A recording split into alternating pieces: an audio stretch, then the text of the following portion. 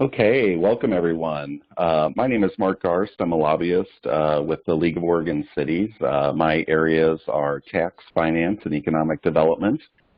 Today, you called in for an informational call on the Coronavirus Relief Fund, a little bit about how your cities are going to be able to access that money, and also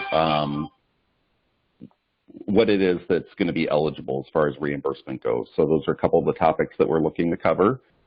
First of all, I'd just like to let you know that this call is being recorded. We've had quite a number of people who have told us that they wouldn't be able to make it, but they definitely wanted to hear what was said. So just be aware that the call is being recorded. As far as an agenda goes, what we're looking at is we're going to start off with a brief outline of the CARES Act and the Coronavirus Relief Fund specifically. We'll talk a little bit about the distribution of funds and how DAS is going to manage that process. We will move into some of the Coronavirus Relief Fund eligibility criteria and information that you should know as you plan to submit for reimbursement to the Department of Administrative Services. We're going to highlight some of the economic support criteria that are out there. We're going to answer questions that cities have already submitted to the League, and then we will move into a Q&A session.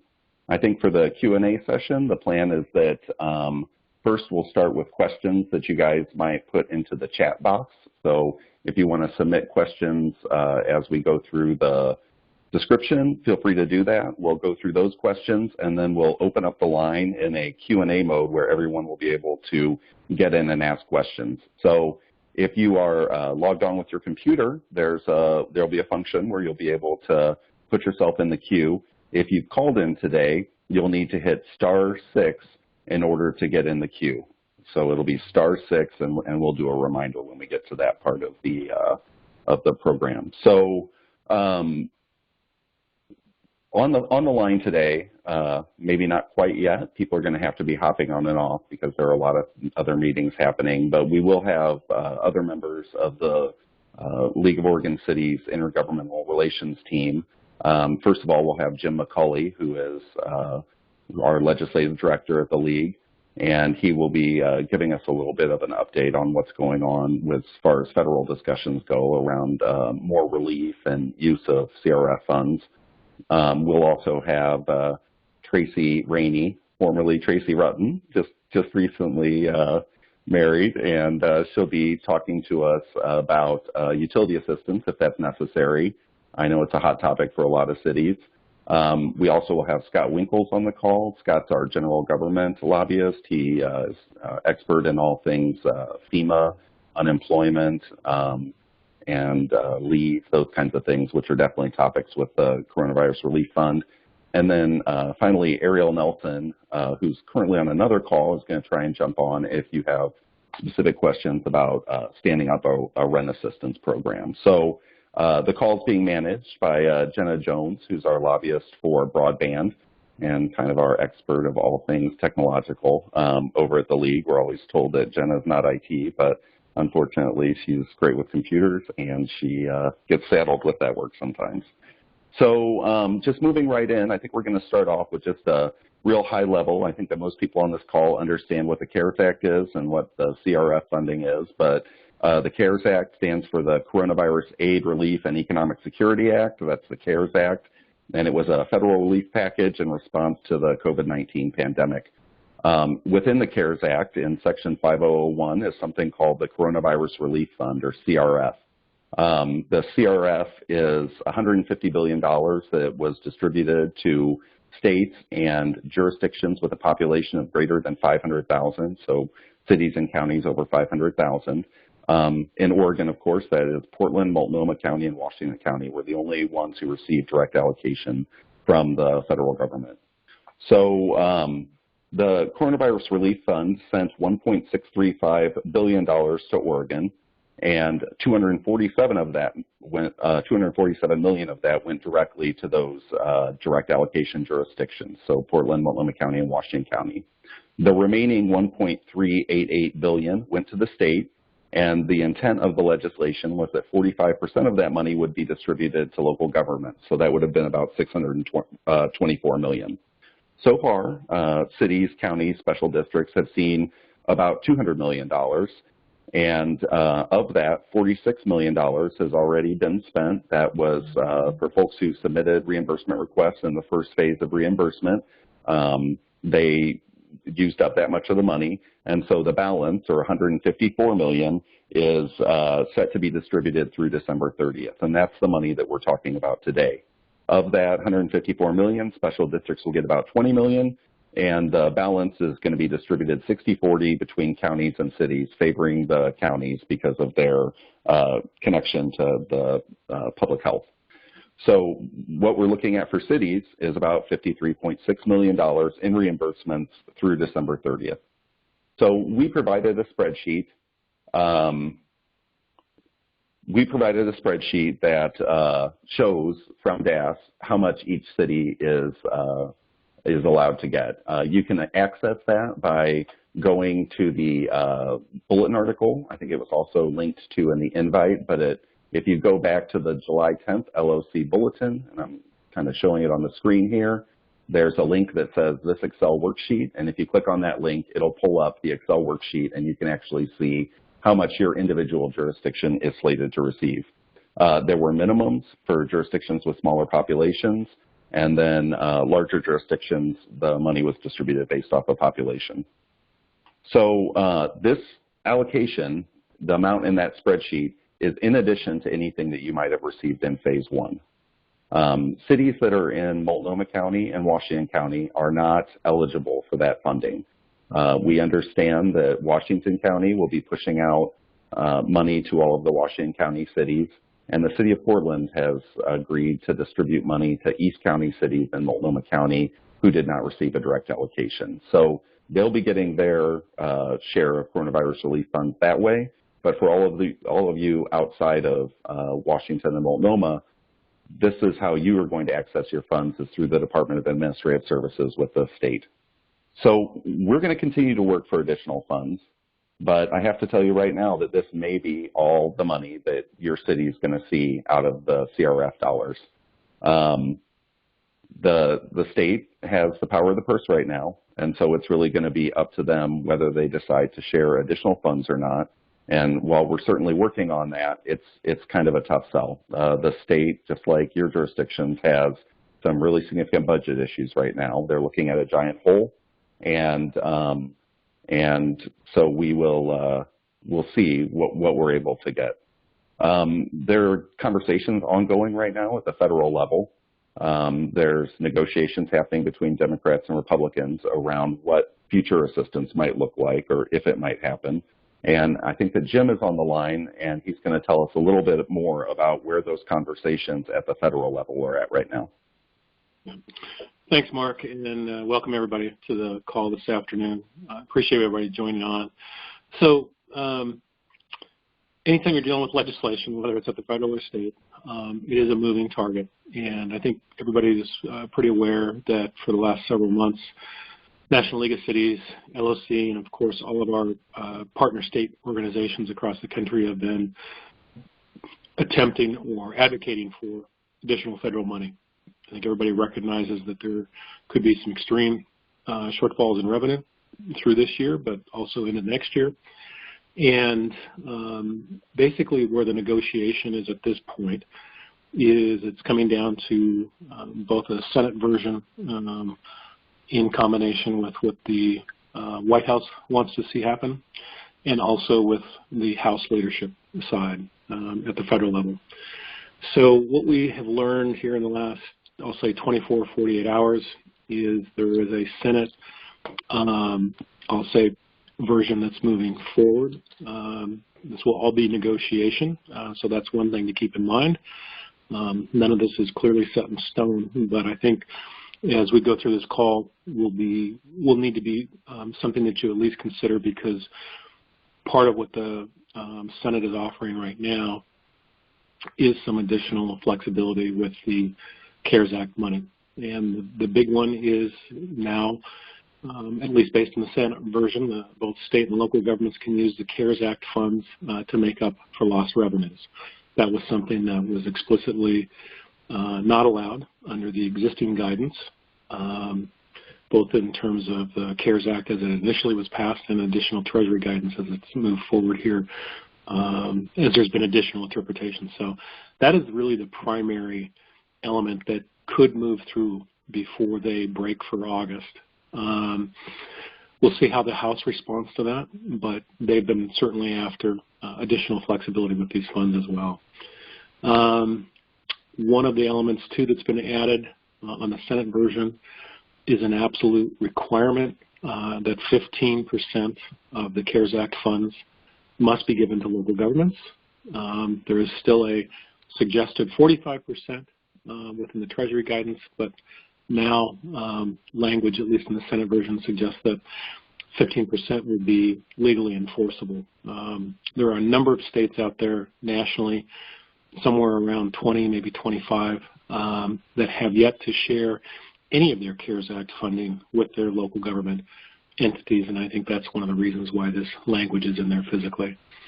You're not going to be able to use any of the money, however, for pensions or retirement benefits, and you can't use it to replenish any kind of a state or local rainy day fund as well. States must also maintain their own budgeted spending levels. So you effectively really can't use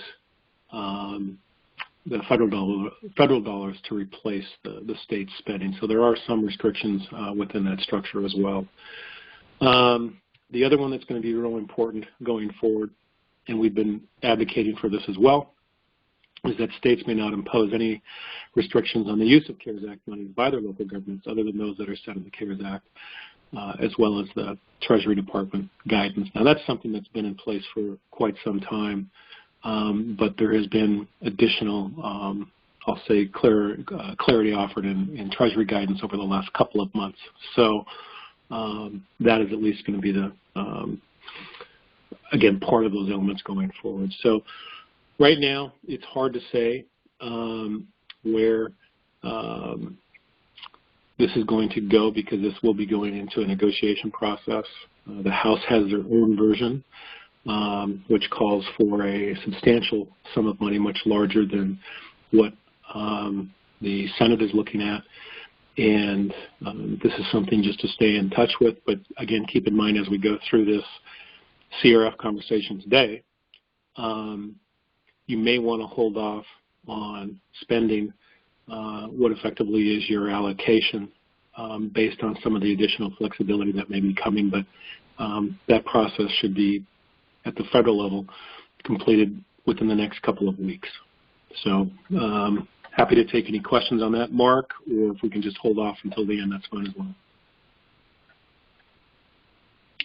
All right.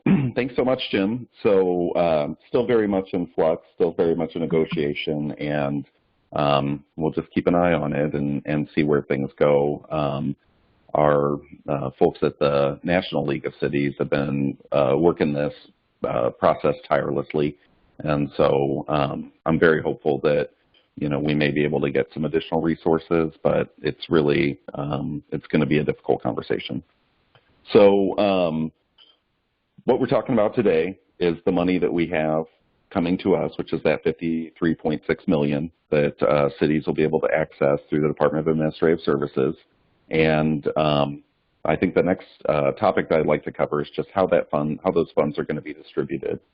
So I see a question in the chat about, has DAS certified these allocations yet? I think that certified might be too strong of a term, and as you get into doing your registrations, as you get into looking at things, I think that you'll get more certainty as we move along. But I think that the numbers that we've come up with right now are very reliable. So I think it's something that you can definitely hang your hat on.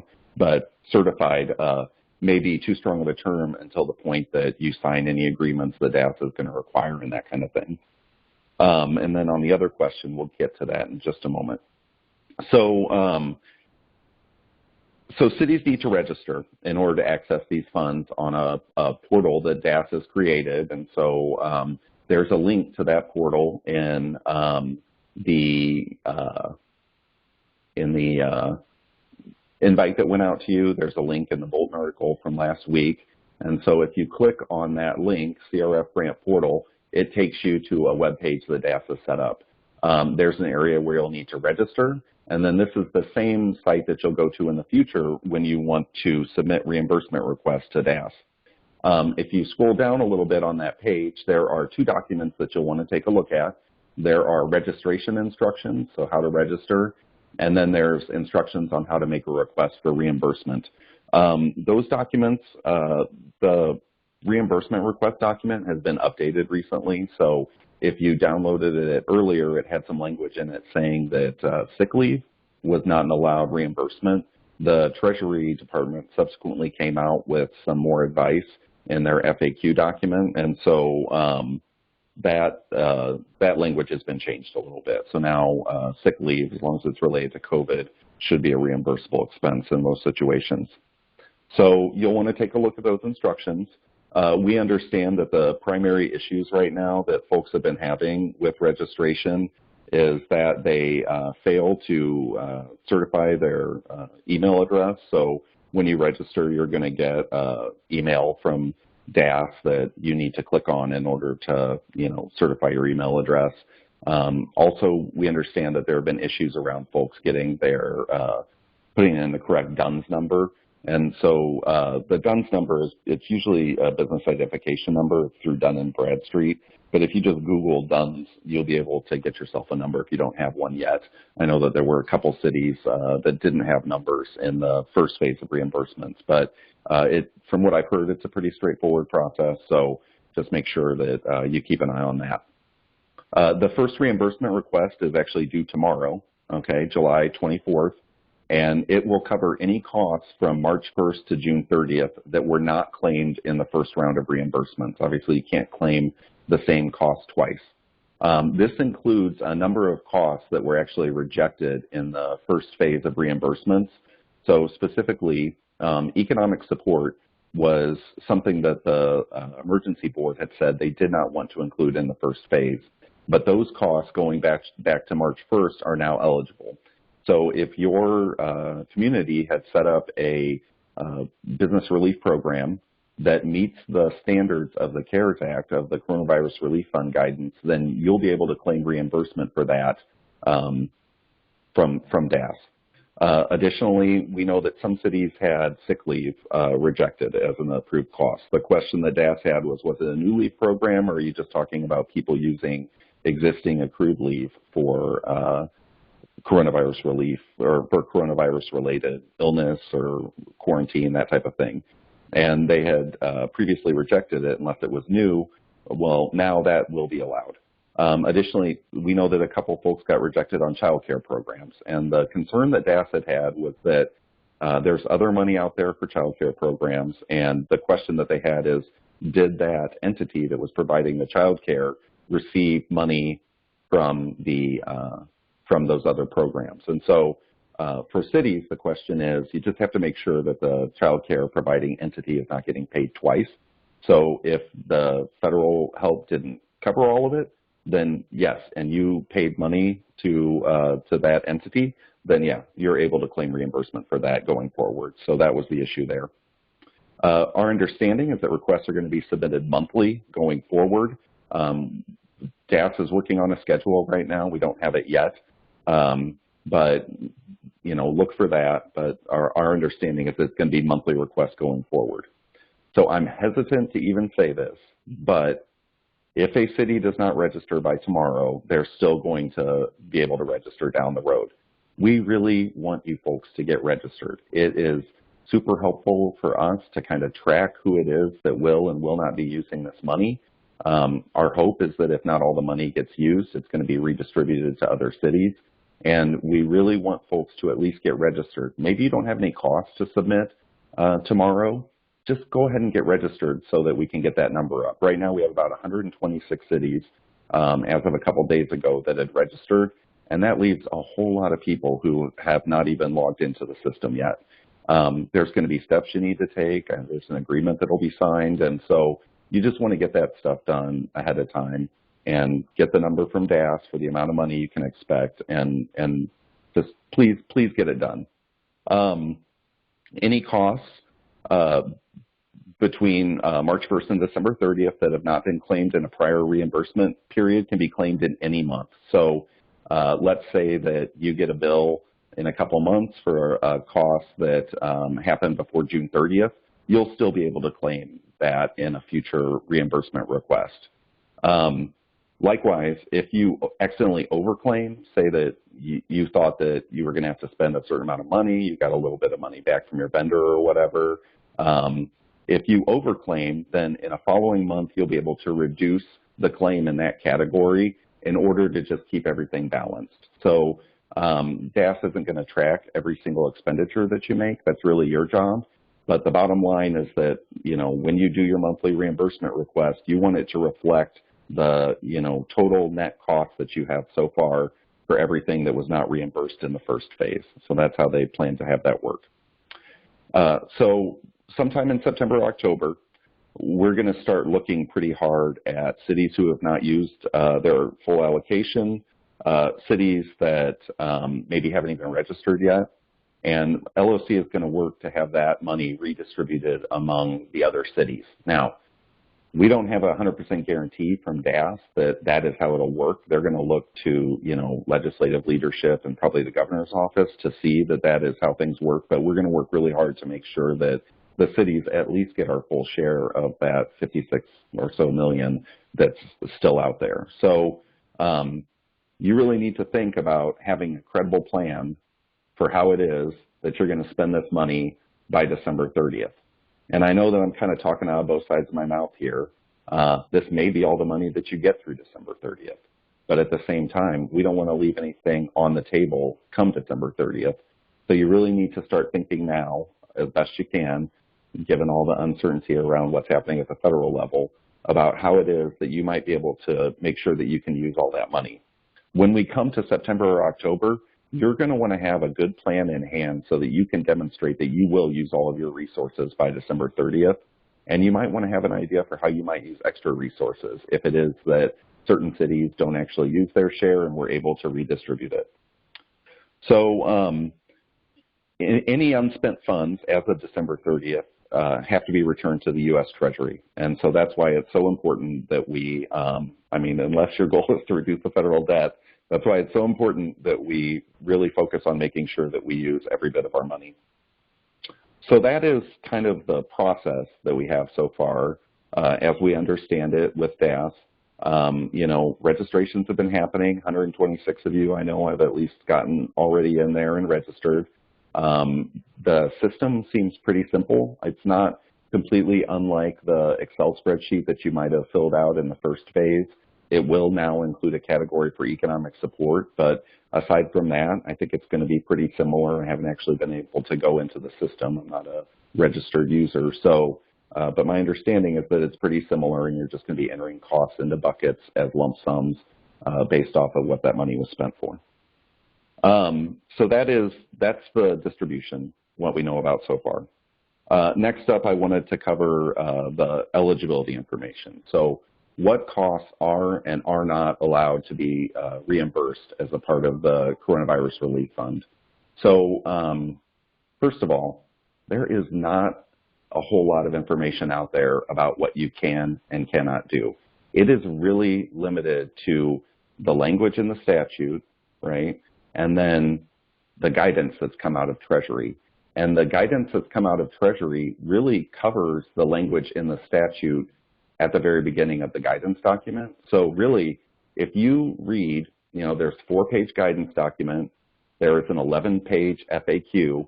If you can really dedicate yourself to reading those 15 pages and understanding it best you can, working with your attorney, that is your best guidance on how it is that this money should be spent. So links to those guidance documents have been provided in a number of emails that have gone out from LOC, and they're included at the end of your invite, I believe, and then in the bulletin article from last week. We'll push them out again in another bulletin article tomorrow. But those 15 pages are really your, the touchstone for what it is that you're trying to do here. These documents have been updated numerous times. Last I checked, I could hit refresh, and it's possible that we would come up with another update. But the guidance was most recently revised on June 30th, and in that revision, they included a significant amount of information about what it means to be incurred between March 1st and December 30th. That was the big change there. And then the FAQ has been updated maybe 4 times, I think, already. And the latest version of that document is the July 8th version, as long as we can hit refresh and see. But yeah, still the July 8th version.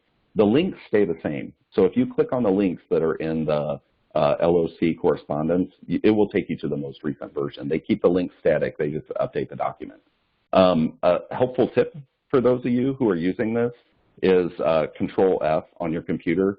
If you hit Control F and you enter a word that you want to search for, say payroll, it will just take you to every spot where the word payroll occurs in the 11-page FAQ, and you can just click through them so you can make sure that you're seeing all of the different items. They're not grouped by category. You can see all the different items that relate to payroll. So that's just a little hot tip for you, folks. Again, please read the Treasury guidance and the FAQ documents, and really your final answer is going to come from your city attorney on this stuff. So if there's things in there that are unclear to you, what you'll want to do is contact your city attorney and have a conversation about what it is that guidance document means. You're going to be asking your attorney to read about 15 pages. Attorneys are great at reading papers, so I don't think that the costs are going to be extraordinary. I also think that the costs are fully reimbursable as a CRF expense because what you're trying to do is you're trying to meet the guidance, you're trying to administer the program, and so I think it's definitely reimbursable under a couple of different categories. I've had conversations with a lot of you already, and you are certainly welcome to give me a call anytime that you have a question, you want to bounce something off of me. I'm happy to do it. I will definitely tell you I'm not a lawyer, and I will certainly encourage you to contact your city attorney if it's a sticky one. But I'm happy to help out any way I can. And then we'll pull in other members of the intergovernmental relations team as appropriate. So if it's an unemployment question, I'm going to bounce it off Scott. If it's rent relief, Ariel will get it. Tracy will get a look at it if it's a utility question. So you can also reach out to DAS, but I think that they're really going to mostly point you back to your city attorney from the latest correspondence that I've seen. But that email has occurred in a lot of the LOC publications. It's coronavirus relief fund at oregon.gov. That's like a mailbox that entire program monitors. And if you put a question in there, somebody will get back to you, but the answer may just be talk to your attorney. So talking a little bit about the guidance, I'm gonna do my best not to read to you guys today. I may regret saying that, but the big 3 that you need to look out for are at the top of the 4-page guidance document, and that is, are these costs necessary due to the COVID-19 pandemic? So, for instance, you're going to give small business assistance, say, you're going to give rent relief. The people who are having the economic struggle, those struggles need to be related one way or another to COVID-19 in order for them to qualify. It's kind of how you can think about that. They have to be unbudgeted spending as of March 27th. So that's a requirement, and we'll talk just a little bit about what that means. It's not as bad as it sounds. And then the costs have to be expended between March 1st and December 30th, and we'll talk a little bit more about what that means. So the Treasury guidance document explains each of these big 3, right? They're necessary due to COVID, they weren't budgeted, and they're incurred between March 1st and December 30th. The guidance document explains each of these in detail, so you'll want to read through that document and see exactly what this means. A couple other big things to watch out for. You've had reduced revenue, you've had less fees coming in, you've had less taxes coming in. Backfilling for reduced revenue at this point is strictly prohibited. So as you structure programs, you need to make sure that you're thinking about that. You don't want it to look like what you're trying to do is make up for the fact that you got less lodging taxes, for instance. Additionally, any costs for which you have received reimbursement from another source or will receive reimbursement from another source are not allowed. So there's no double dipping, all right? And then one other thing to keep track of is you're not going to be submitting detailed line-by-line costs to DAS, but you are responsible for keeping records sufficient to demonstrate that those expenditures meet the Treasury guidance and FAQ. So you need to make sure that you're thinking about record keeping as you're submitting those reimbursements. I think that that's a practice that most cities follow, but in this case, I think it's especially important. It could be that there's an audit that comes after this program, and you're going to want to be ready for that. So make sure you are really up on your record keeping. So just kind of going back through the big three, necessary. Are these necessary to respond directly to the emergency? So it could be that they're health-related type of expense, or it could be second-order effects as it's described in the guidance. And so that means that you're giving economic support to folks who are suffering, maybe because they're unemployed or because their business demand is down, that type of thing. So, so necessary can mean both direct and indirect. Unbudgeted as of March 27th, this can be met one of two ways, right? So the cost, it could either be that the cost cannot be funded using a line item that you had in your budget as of March 27th, or it could be that you're taking that line item in your budget and using it for a substantially different use than what you had expected at the time that you made the budget. So you have a staff member, you had intended for your, finance director to be working on their general budget stuff. You intended for them to, be doing all the stuff that a finance director traditionally does. But now they're spending all this time dealing with the CARES Act. Well, track that time. And that is a reimbursable payroll expense that you'll have for whatever, share of hours that person is working on this substantially different use. Expended between March 1st and December 30th. Remember, so the big three are, necessary, unbudgeted, and expended. Expended between March 1st and December 30th. They have greatly expanded and I would say loosened the language around what it means for costs to be incurred during that March 1 to December 30th period. So you'll want to look at that language, but it could be that you buy bulk masks and some of the masks get used by December 30th and some of them don't. Well, that's not a problem, basically. So if your normal course of business would be to buy bulk masks and you have some left over come January, that's okay. The goods delivered and covered don't necessarily have to be used during that period. There's some language around that. But generally what it is that you want you want to get the item, you want it to be delivered by December 30th. You want, if there's a service that you're getting, you want that service to have been performed by December 30th. And then if it takes 90 days, for the guy to bill you into 2021, then that's okay. You'll still be able to get reimbursement from that, is kind of how I'm reading the latest guidance that they have on what this expended means. One note is that on subrecipients, this is a question I've gotten a couple times from cities. So let's say that you give money to a nonprofit and you want them to stand up a rent relief program for you. They're also bound by this December 30th deadline. So that rent relief will have to have gone out to the final recipient before December 30th. So subrecipients are, this applies to them as well. Now, we've had conversations with DAS, and we don't think that it applies to final recipients. That's not really in the guidance, but obviously, if you give money to a small business as part of business assistance, you don't have any way of tracking whether they stick that in the bank and have it come February or whether they spend it before December 30th. So the line that we're kind of talking about is if a subrecipient's going to further push the money out to another party, then they need to push that money out by December 30th. If you're talking about giving the money to the final recipient of the assistance, then that probably doesn't apply. So that's kind of what we're looking at there.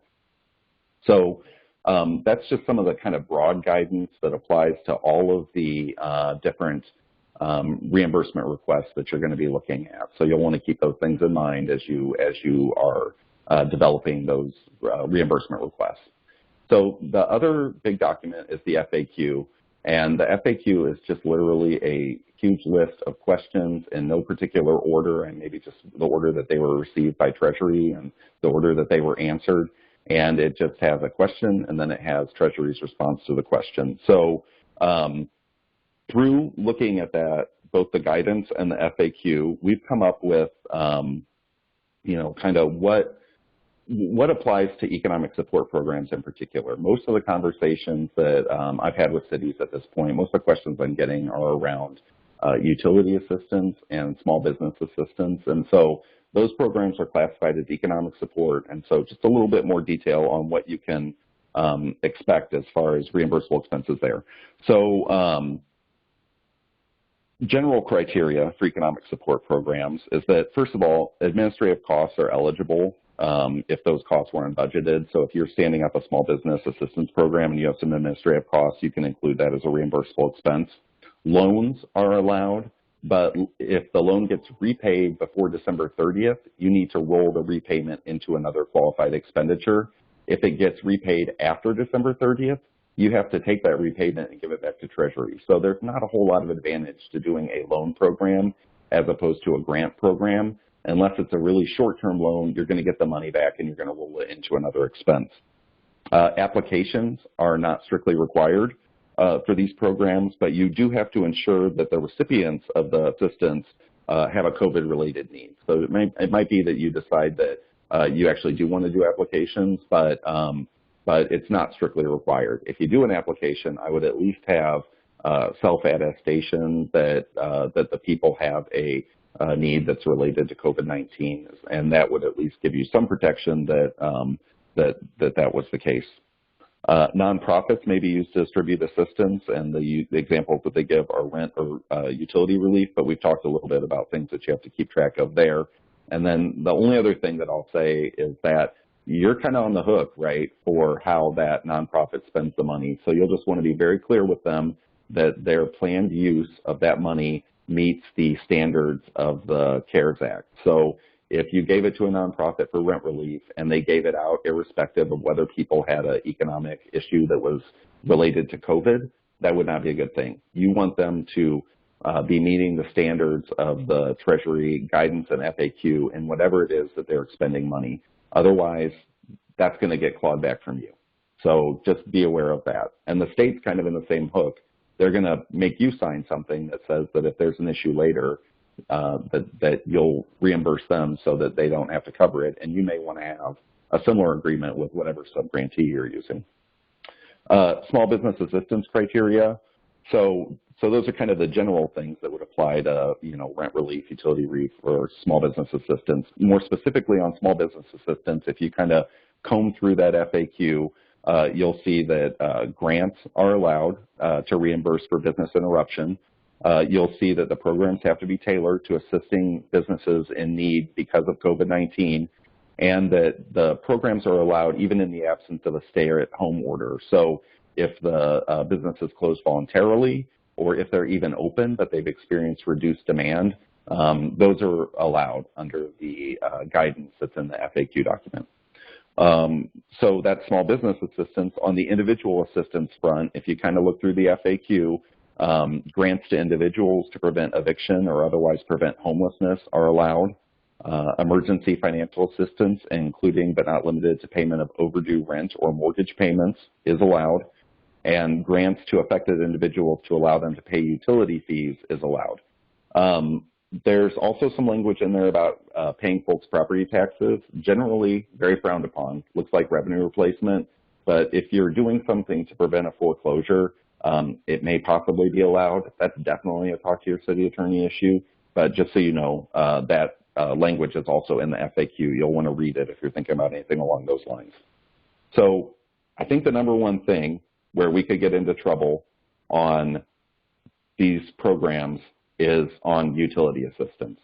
If you read the utility assistance language that's in the FAQ, it is kind of contradictory. It says that you can stand up utility assistance programs to make sure that people continue to receive necessary services, but it also says that revenue replacement, including the replacement of unpaid utility fees, is not allowed.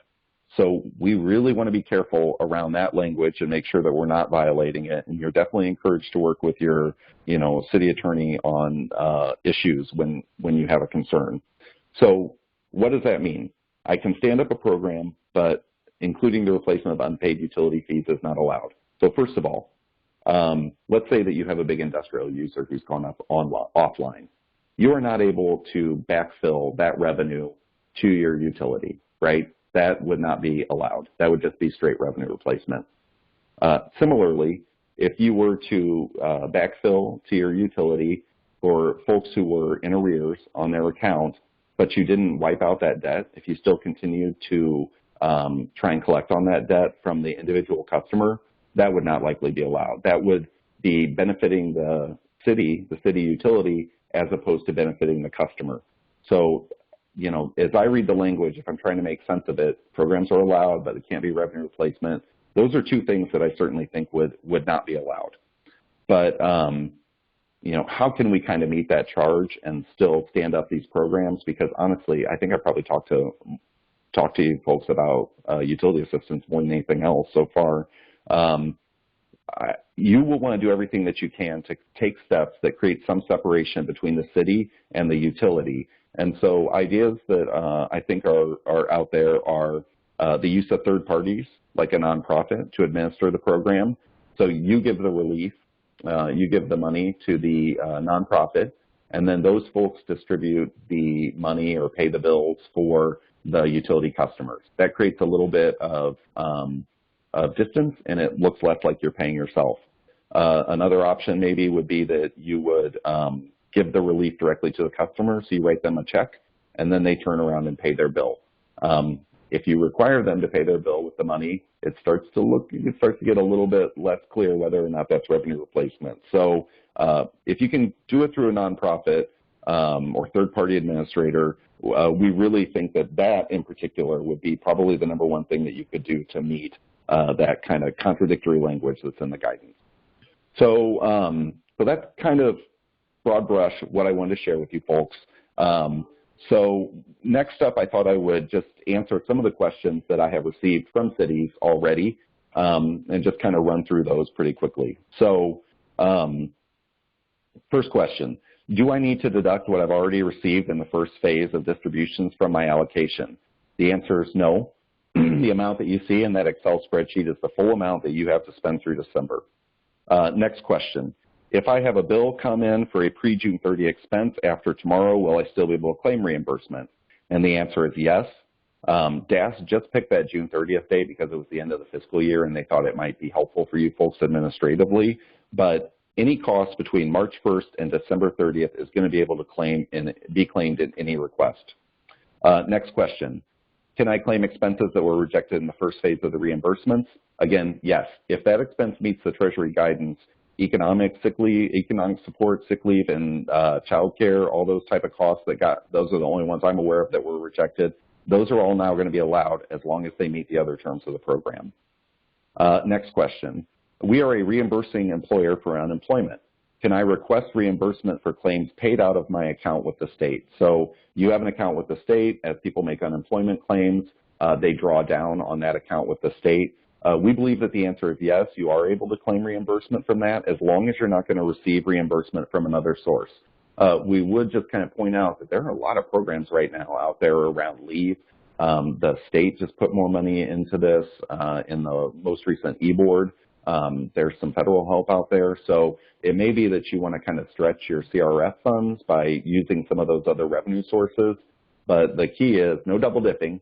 If you use this money, then you can't claim it in any other program that might be out there.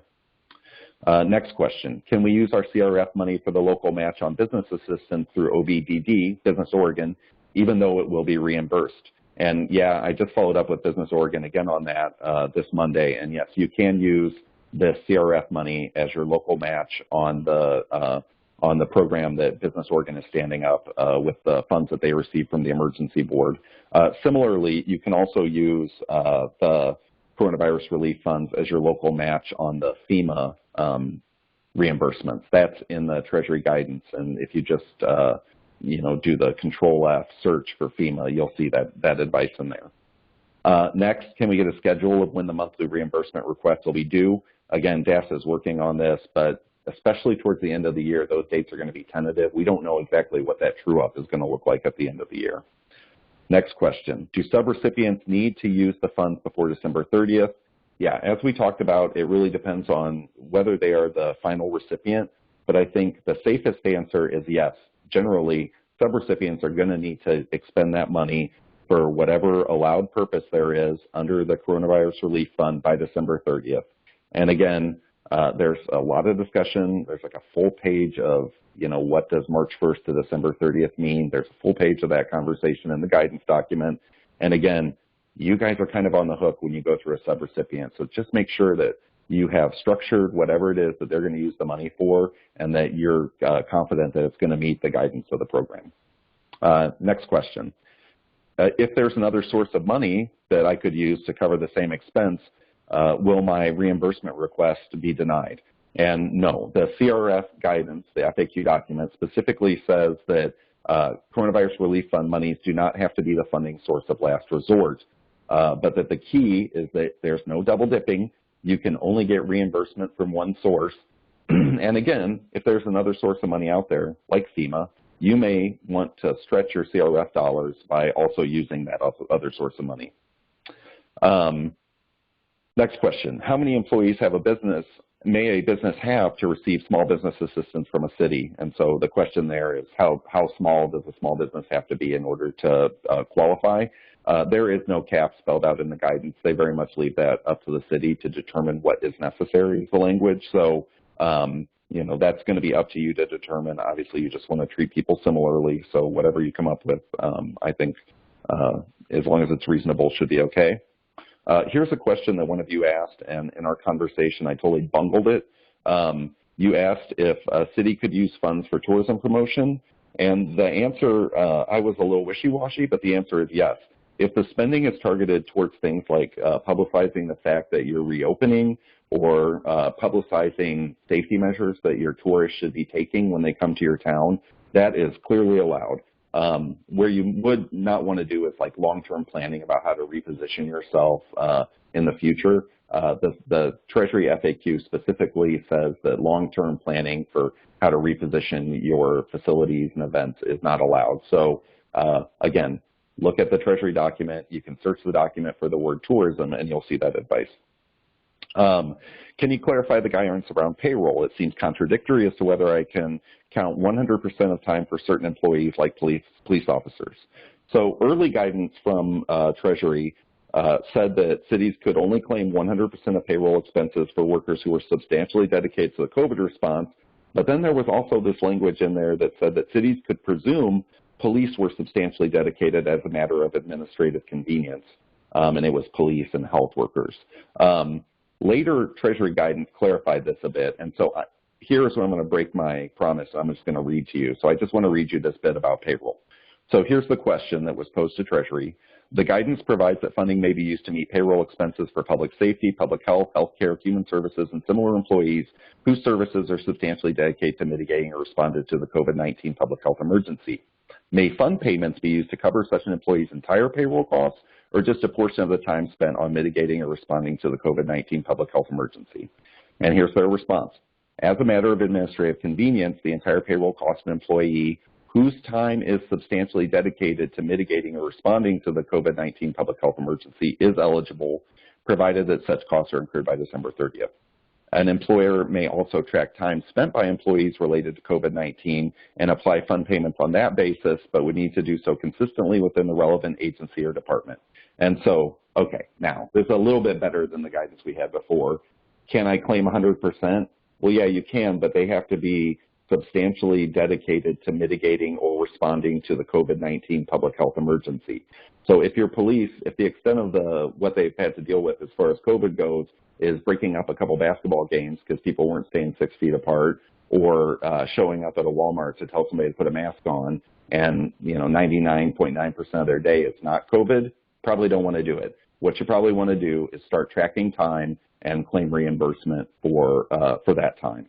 So that is the latest and greatest from Treasury. And again, if you just search for payroll, you'll be able to find all the different pieces of advice that are in the FAQ. Last one, we do not have funds to stand up a program. Is there any help?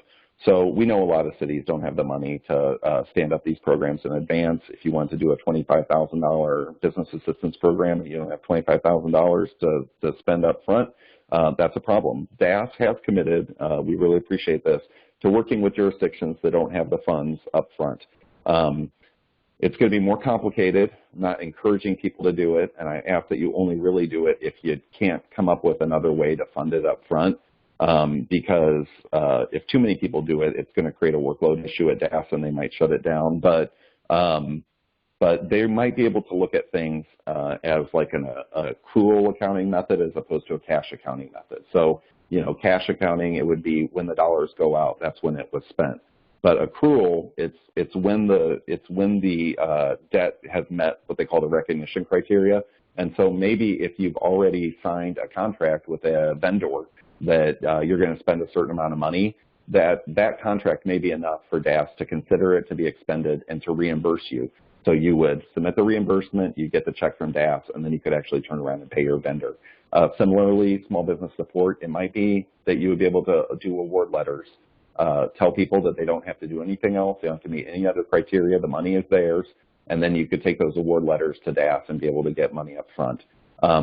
Work with DAS if you want to do this. Talk to them in advance. Talk to them before you set up the program. They're definitely going to be a little bit more up in your business if you do it this way, but it might be something that will allow you to get money out to your residents that you otherwise wouldn't be able to do. Okay, so that is what I wanted to share, and I definitely want to, you know, we still have a good almost 40 minutes here, and I definitely want to get to your questions. I know that a lot of you have questions, and so I think that the plan is that we would start off, and there are quite a few of them, with questions that are in the chat box. So I think Jenna's been monitoring this chat box and was going to go ahead and kind of categorize and pose some questions. Is that right, Jenna? Yes, and there's a couple that I know are public for everyone to see, and there's a couple that only I can see. So I'll start with those and then work my way through them. And so the first one is, are special districts able to participate in, sorry, every time someone posts a new question, it scrolls me down to the very bottom. So, are special districts able to participate in the process this time around as well as allowed in the first round of financing? And then there was a similarly related question of, are fire districts considered like a sub-recipient? As you were talking about, there are some timelines around sub-recipients as well. So on the first question, they're in this, you know, latest round of money, the second phase we're calling it, there's $20 million that goes to special districts. And so, yes, they are allowed to participate. And then that's the limitation that they have for how much money they get. I'm not sure exactly how they're going to split it up over there. It may be kind of first come, first serve. I'm not sure. But yes, they are allowed to participate. On the second question, is a fire district considered a subrecipient? That's maybe one for your attorney. I mean, if it's a city fire department, I don't know what the I don't know what the exact structure is and whether they would be considered a subrecipient. Scott may know a little bit more about it. If he wants to pipe in, he's welcome to. But that would be one that we would have to look into. Hey, Mark, this is Jim. One thing to add to that piece on the special district thing for folks on the line is to keep in mind that they kind of have a separate pathway or a separate process from what we're using in this, and they do actually have a physical cap on the maximum amount. And I can't recall exactly what it is. Let's just say it's a six-figure, somewhere north of $100,000. It may be as much as around $300,000, but I'm not certain. My recommendation would be to make sure that if there is a special district that is looking for a reimbursement, that they use their own process and not funnel a CRF allocation that has gone to a city and dumped it into a special district. Again, just a recommendation because there is a separate pot of money that they're perfectly capable of being able to process. Thanks, Jim.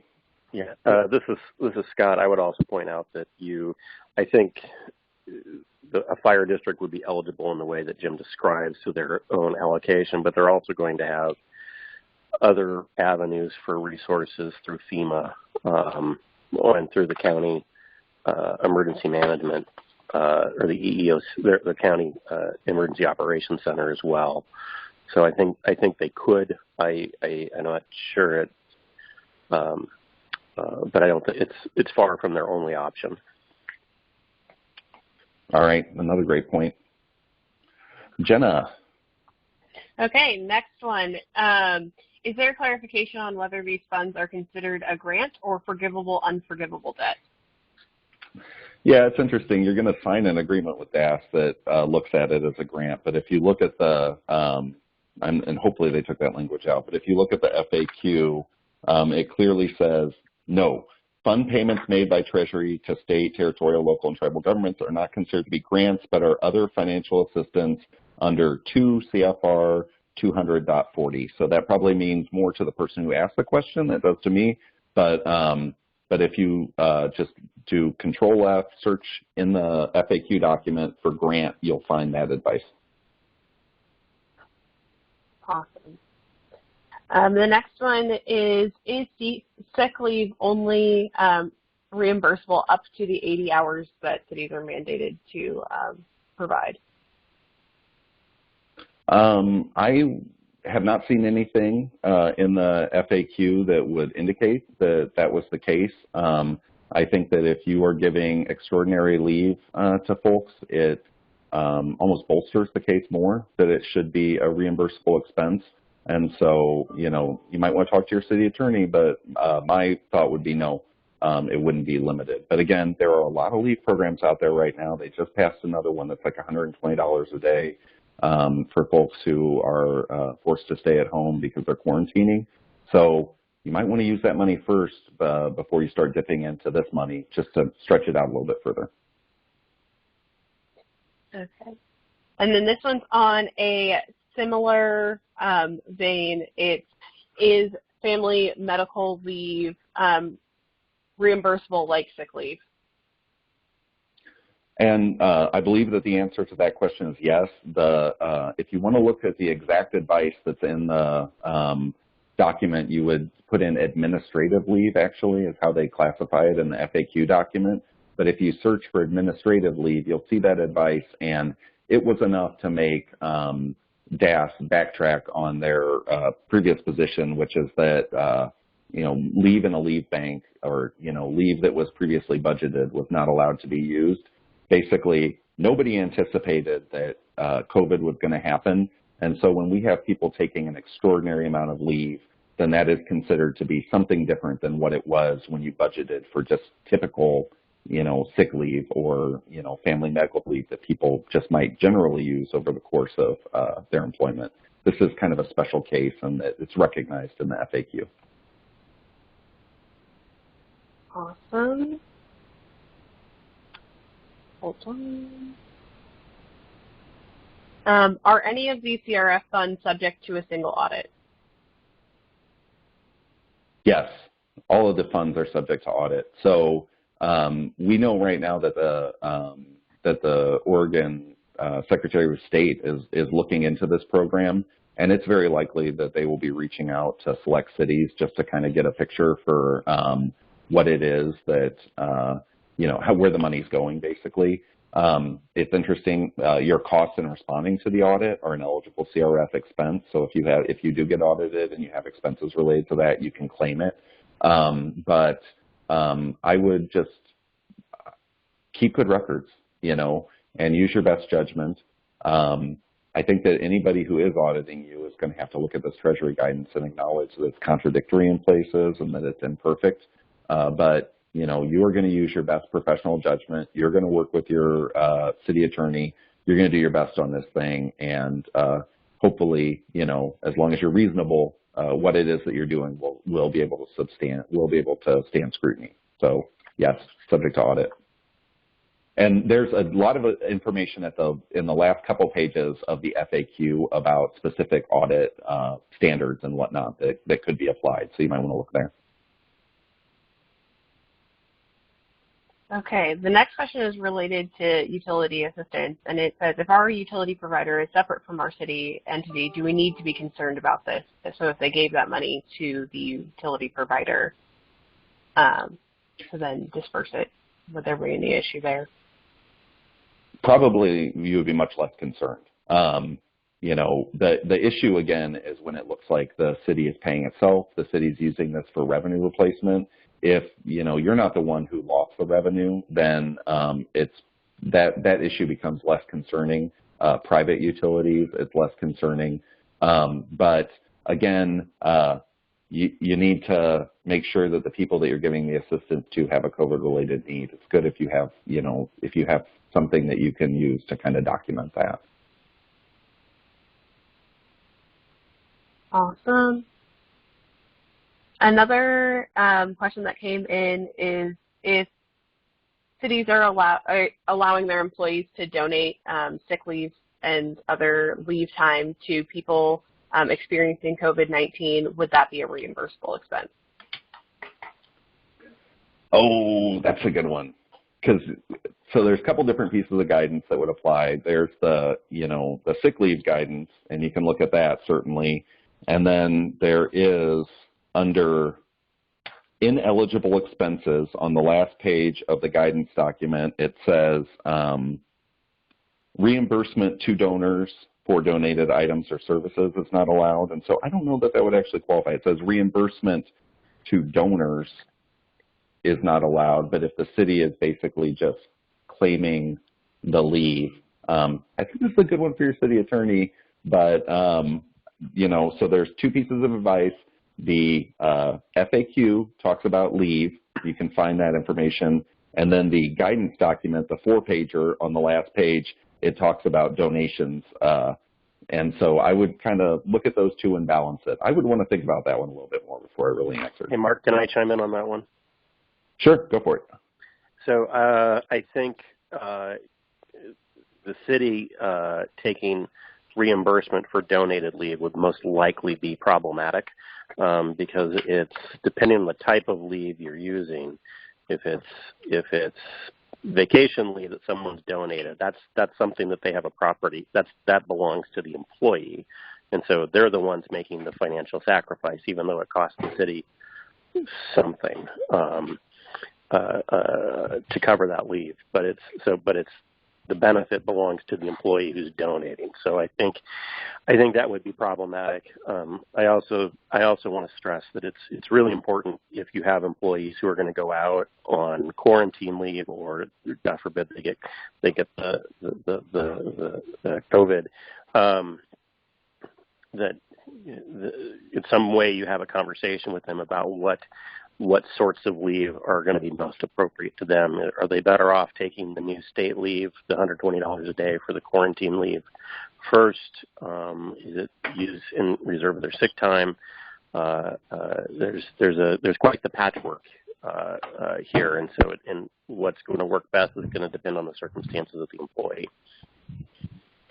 All right, excellent points, Scott, and I rescind my response to, it does seem really unlikely that you would be able to claim when that's the employee that's actually giving up the leave. That was a great point.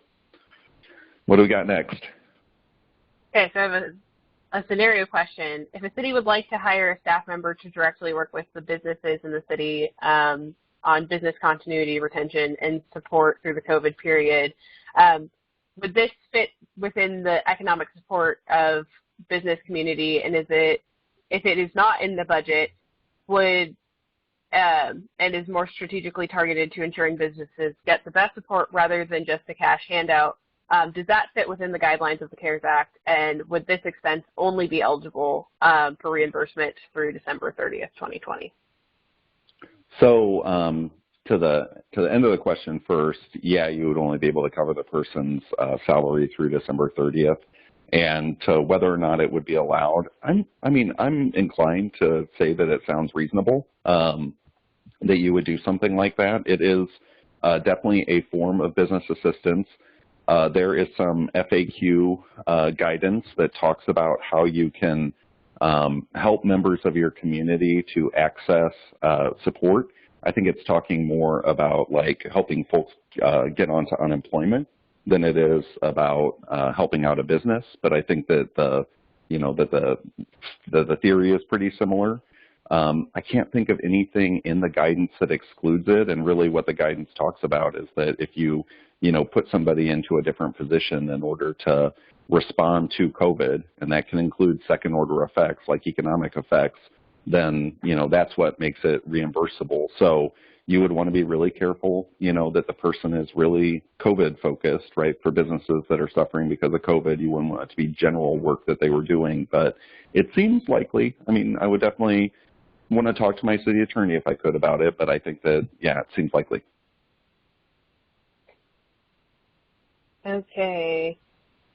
And then another one is money that a city gave to the local food bank reimbursable, or yes. any other NGO.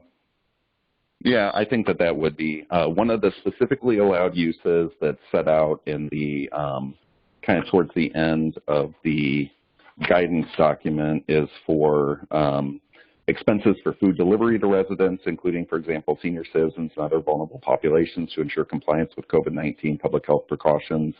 And so, I mean, I think that food bank would be similar. The only thing that would be a little tricky is that if you have folks who, their unfortunate circumstance is not related to COVID, and you're also helping them out, that would not be allowed. So it could be a little tricky in that sense. And, it's, I don't know if the food bank is going to ask people, have people attest that this is because of COVID. I know that demand is up significantly at food banks because, since the crisis hit. But that's the only thing that I would see being a little tricky. You might want to think about that a bit. Okay. So now I have two more questions before we can go into a live Q&A mode. And I'm saying this just so people know that after these last two, I'm probably going to stop looking at the chat box. So the first one is, if a city paid their library employees for their normal hours scheduled, but the building was shut due to COVID, and they didn't have any remote work for those employees to do, would that be reimbursable? I don't know that would be reimbursable. I can look into that one a little bit more, but that is, that was basically a previously budgeted expense. And, oddly, had them take leave, it seems like that leave is reimbursable, but I don't think that necessarily just the fact that you're paying folks for hours that they're not working qualifies. But feel free to follow up with me by email and let me kind of dig in on that one a little bit more. But I'm a little hesitant to say yes. I don't think so. But I'm not an attorney. Maybe your city attorney feels different. You should sure as heck listen to them over me. So maybe that's the answer. Okay. And I will send you their contact information, Mark. Okay. And so last question is, can a payment made to an organization to make business grants in your community, are those reimbursable? Payments made to an organization to make business grants in your community, I think it would be. I mean, you are able to use third parties to administer the programs. That's pretty clear. Like we talked about, you're kind of on the hook. You want to make sure that they're giving the assistance to businesses that are that have a need related to COVID, and you want to make sure that the money is going to go out before December 30th. So all the regular rules apply. But that being said, I think that you can push this money out through third parties. Awesome. So the last thing before I put us into Q&A, Mark, is some folks have asked if you could share information on the location of where special districts should reach out to for the special district allocation pathway. So if you have that information, can you share it in the chat box? And I don't have it. I would encourage special districts to reach out to SDAO, the Special Districts Association of Oregon, and I know that they'll be able to put them in touch with the right people. So that Yeah, and if you want to follow up with me by email, I can give you a contact at SDAO, but they're pretty easy to Google. You can find them there, and I bet that they have something on the first page of their website. Awesome. Thank you. So now with no further ado, do you want to go into Q&A mode? You bet. Time to play Stump the Speaker. Let's see what you guys got. And if you're calling in on your cell phone, please use *6 to get in the queue. Okay, do we have a caller? Okay, we've got Adam Schultz, and I'm sorry if I mess up your name. Hi, Adam. And can you hear me? We can. Wonderful. The question I had was, we just submitted for reimbursement for some business stimulus funds, but that was using funds that had been set aside previously.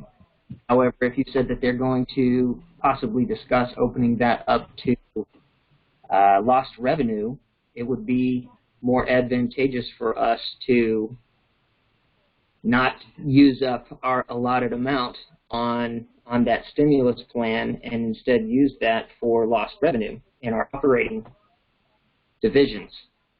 So can we amend our submission?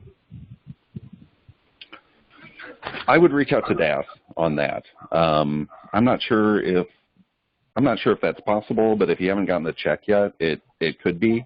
But, you know, we certainly haven't been holding back on that information, just so you know. That just literally came to us this morning, that was kind of where the Republicans are at. And we're not sure, right, that they're going to do that. So it could be that you might still be able to, you know, to do that down the road. But, yeah, so this is money that you've already put out the door, though, right? You've already incurred the expense.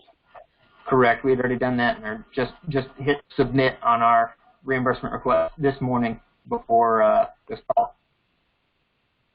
Yeah. So presumably you get the money back into your account, and you can, you know, use it for expenses going forward anyhow. But yeah, no, reach out to DAS on that one.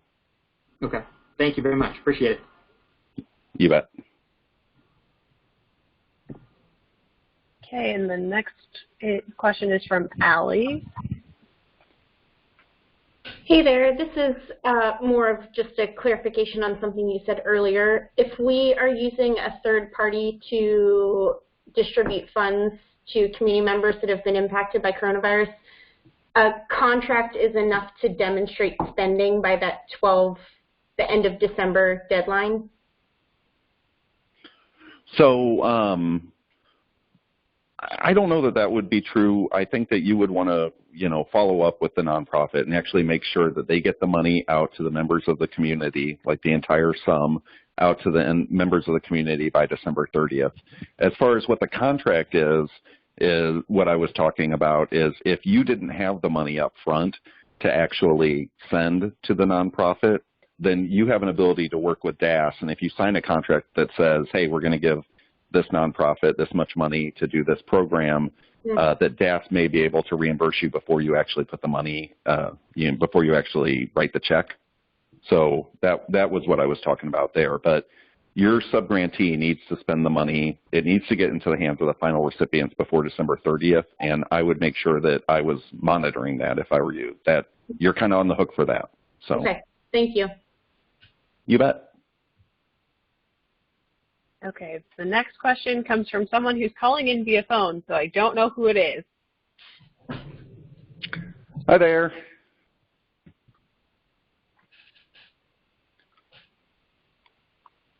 Is there a caller there? Hi. Are you muted maybe? Yes. Okay. Oh, go ahead. Can you hear me? Yes. Yep. This is Gabe with the City of Salem. Quick question on the funds that are already dispensed in the first round. Is that in addition to the $4 million that's slated for the City of Salem in accordance to the Excel sheet, or is that included? Nope, it's in addition. So The number that you see in the Excel sheet is what you have to spend between now and December 30th, and so you do not have to deduct out what you receive, whatever you received in that first phase. That's like a completely different bucket, and so you just want to you get that full amount to spend by December 30th. Okay, thank you very much. You bet.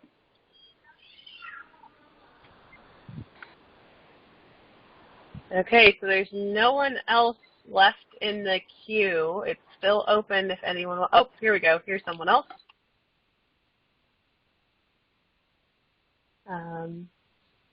You should be unmuted. Hi there. Hello.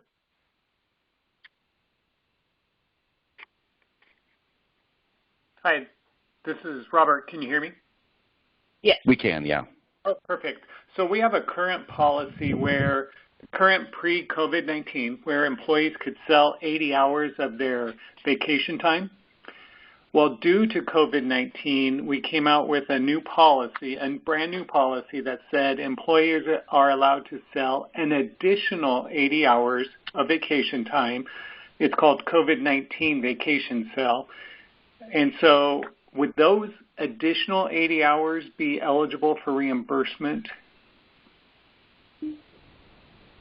And so when you say they sell the hours, what does that mean exactly? The employees cash out some of their vacation time, so we give them extra pay. And the intent is, because we know families are, spouses or other loved ones have lost their jobs, child care expenses and all that. So we expanded our current policy where they could have additional vacation time payout, so it's money added to their checks, so that those who express the need could sell COVID-19 PM vacation sale. So, Scott, do you have thoughts on this one? It kind of sounds a little bit like what you were talking about earlier, where that leave actually belongs to the employee, and so while the city is out some money, they also get the leave, so they'll get the worker to work for those additional hours. So in a sense, the city's not really out anything. Am I thinking about that right, Scott, if you're still on? Give me 1 second. I have to unmute Scott.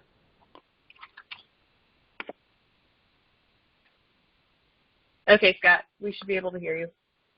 I wish Jen had taken longer to unmute me because I'm thinking about this. I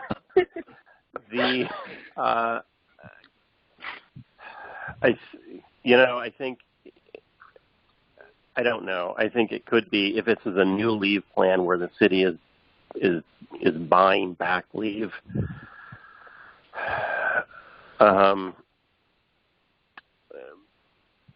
Maybe, but it would be. I mean, I'd have to think. I'm gonna have to think about this, and I might have to chat with some of our legal counsel as well. I don't know at this point. Do you think you could follow up with a email to us? Sure. Oh, to the questioner, actually. I'm sorry. Yes, was it Robert? Sorry, I missed who was asking the question. Yes, I could do that. Yeah, please do, and we'll think about that one a little bit. That's kind of a tricky one. Thank you. Okay. All right. Okay, Anybody else? Yeah, we've got quite a few more in the Q&A box. So next one in the queue is Martin. Hi, Martin.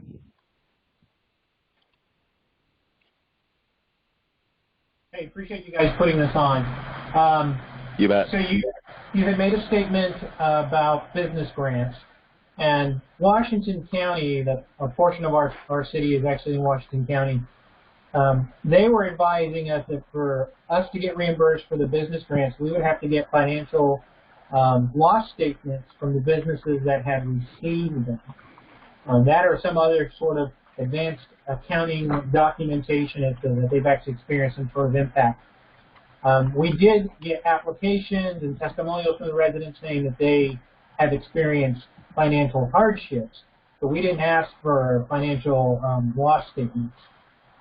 Are you hearing anything that that's how the state's going to administer this CRF funds for the statewide component, or is it just that the financial impact statements that we did collect would be sufficient?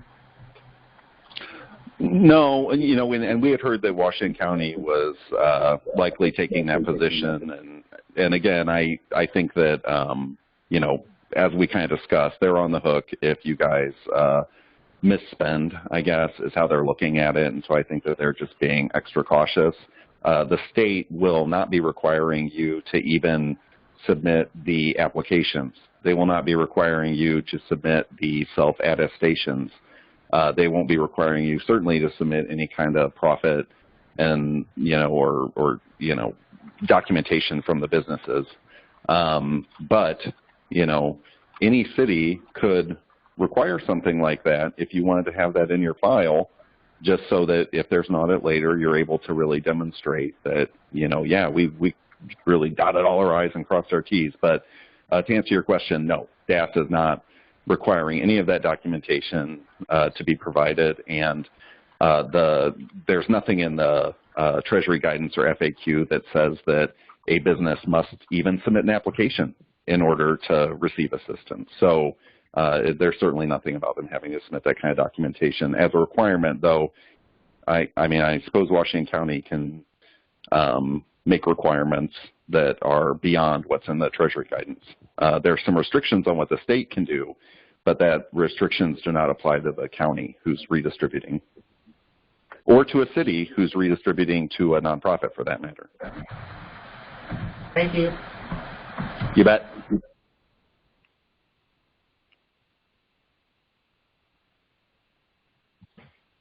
Okay. Next question is from Astoria.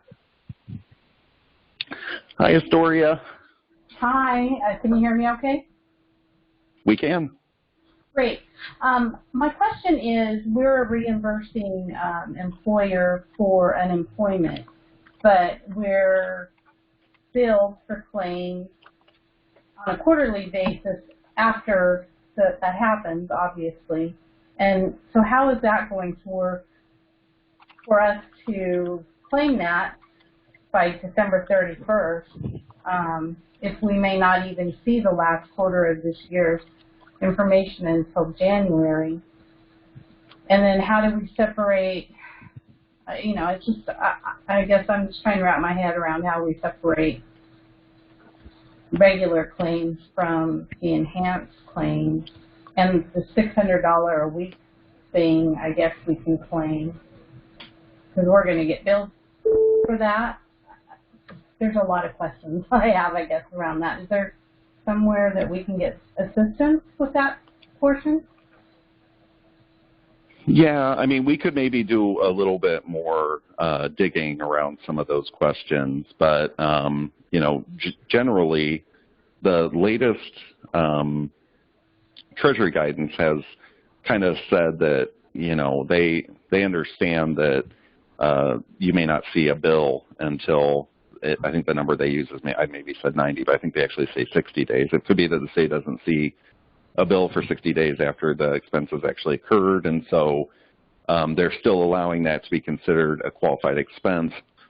I haven't really talked to DAS about this, though, so I don't know if they're planning on doing like a January or February 2021 reimbursement request, and they're really going to want to know that the money is spent by the end of the year. So quarters leading up to that, I think you're pretty safe. You're going to be able to get reimbursed for those requests, but it could be that as we get kind of towards the end of the year that the timing just doesn't work out well. But I think it's certainly something for us to put on our list of conversation with the Department of Administrative Services.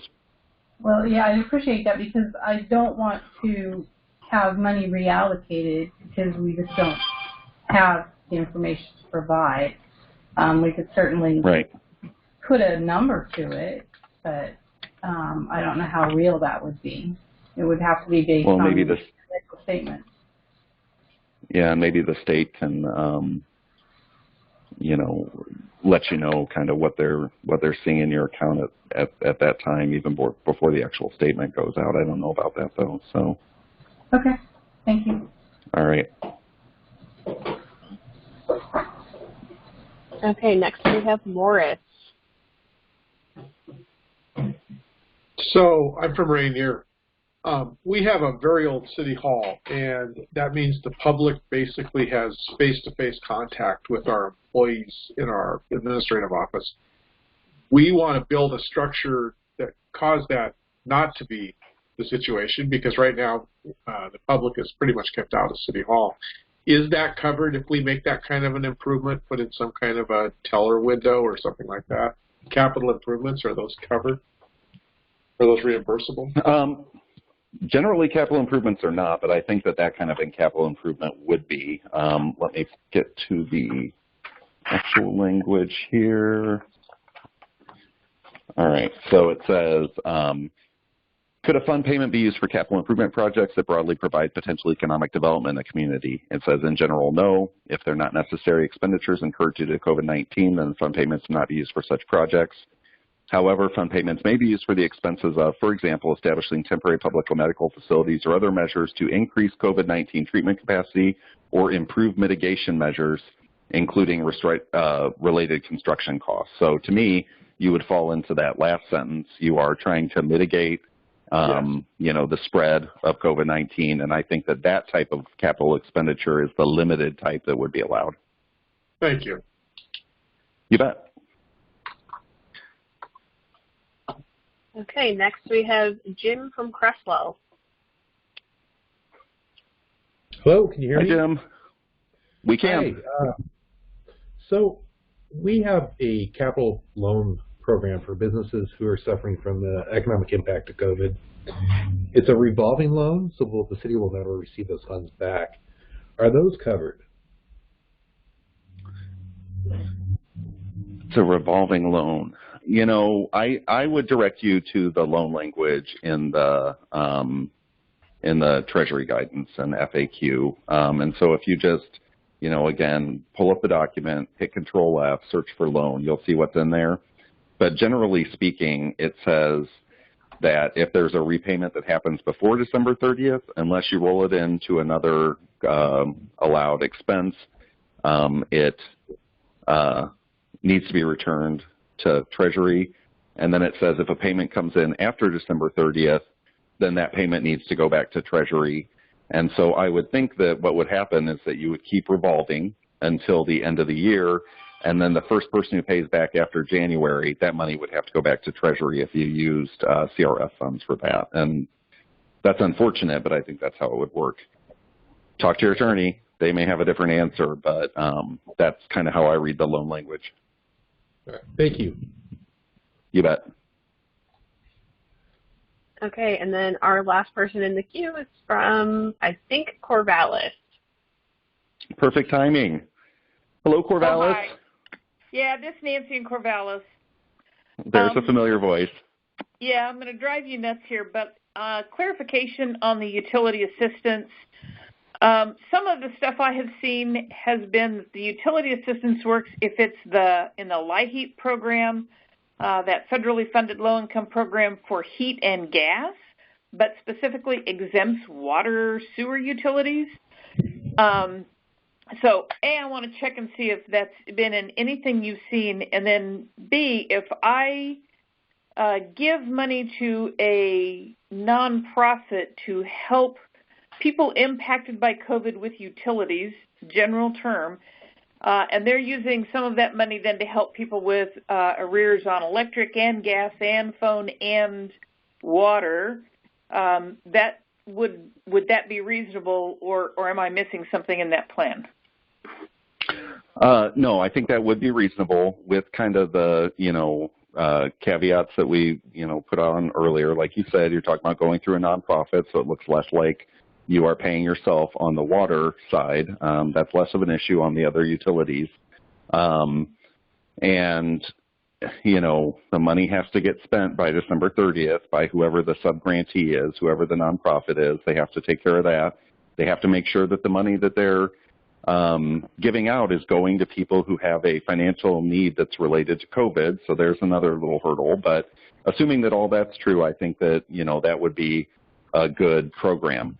As far as the LIHEAP question, I don't know if, Jenna, you're able to unmute Tracy if she's on the call right now. She was going to have to be on and off, so she may have had to be going off. But that's a different program. That was a different bucket of money that the state emergency board put out. And so I know that there are restrictions around the use of that funds that don't apply to this CRF money that's going to cities. So I'm not super familiar with that program, but, you know, just kind of going with what you said, Nancy, assuming it's true that it can only go to, you know, non-water utilities, then that's not entirely surprising, but that restriction does not apply to these CRF funds based off of the conversations that we've been having with folks. Okay. Thank you. You bet. Well, folks, we are at our allotted time, an hour and a half. I really appreciate you guys sitting through this thing, and I hope that you were able to get some information that's helpful to you as you move forward. Obviously, one of the biggest questions that come out of this thing, I'm sure, is are we going to be able to use this money for revenue replacement? And I'll tell you what, we'll be watching that conversation at the federal level as close as anybody. So if there is a change, you will definitely read about it in the Friday Bulletin. You know, I do hope that some of you are able to stand up some programs. I've just been amazed with what cities have done already with limited resources. We've got more than 30 cities that have done small business assistance, utility assistance. And from conversations, I know that so many more of you want to put those kind of programs together. And now you have the resources. And, you know, cities are the incubators of democracy. I can't wait to see what you guys come up with. But do your best to follow the rules, and hopefully we'll all stay out of trouble. So thank you so much for joining us, and I look forward to, I'm sure I'll get some follow-up questions. So I look forward to speaking with some of you in the coming days. Thank you so much. Take care. Bye.